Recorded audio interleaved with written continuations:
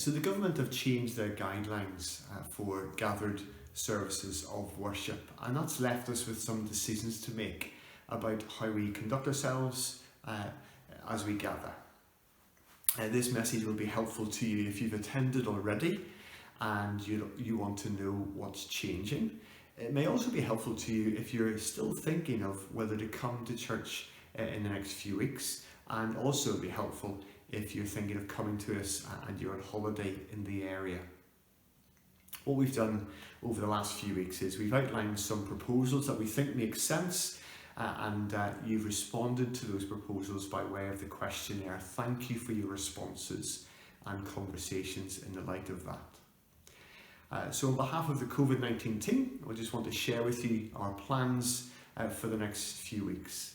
What I share now will be applicable to our services between now and the 25th of July to the end of August, and then we'll review things after that.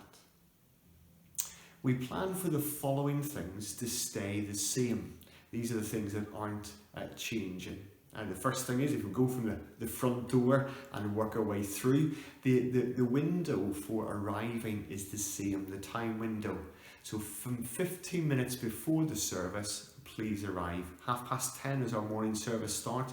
Please arrive after 10:15. Our evening service starts at 6:15. Please arrive after 6 o'clock. As you come in, the hand sanitizer will continue to be available, and toilet facilities are available as well. As you walk into the auditorium, the main church building, the seating arrangement is unchanged. If you've not been, there is plenty of spacing from side to side between the chairs and from front to back. There are seats for singles, seats for pairs, and seats for larger groups as well. There's no need to book in advance a place to come. Please just come and we'll find a space, a place for you. And then just to say, the creche room is available. That'll be available for children and families as they see the need arise during the service.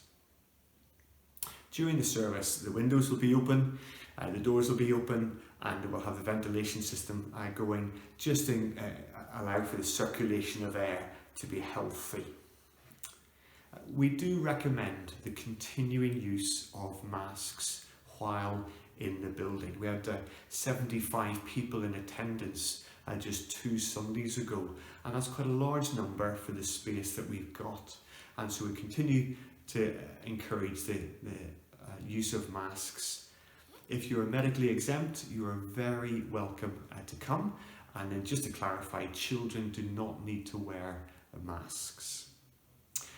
And then lastly, to stay the same, when we're exiting the building, we continue to be mindful of the fact that people are behind us wanting to exit as well, and so the exit needs to be fairly prompt and smooth. So that's the things that are staying the same. What about the things that we plan to change? Well, as we've done in previous summers, our morning service will shorten in length to an hour. There'll be a children's slot, and after that the children will go out for junior church session. And then, as I say, the service will last for an hour in total.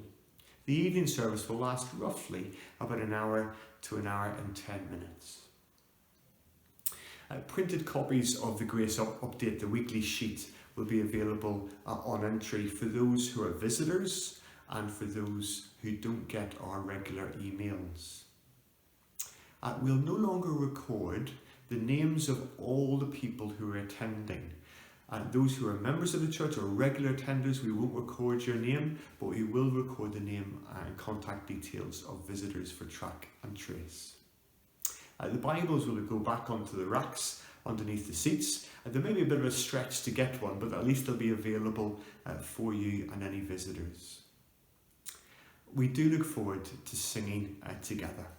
And your feedback from the questionnaire was particularly helpful on this point.